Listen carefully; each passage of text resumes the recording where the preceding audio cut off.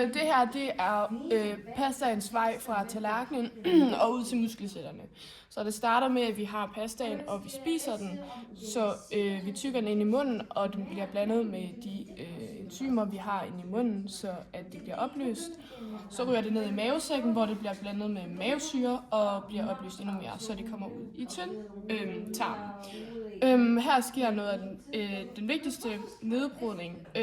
fordi at tarmvæven nedbryder pastaens stivelse til glukose, og tyndtarmen den kan spytte ud i blodårene, glukosen ud i blodårene, og vi så kan optage det derfra, så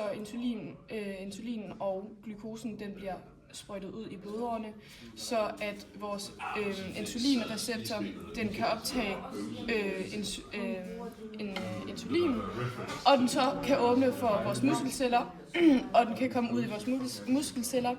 og at det så bliver til energi på dem.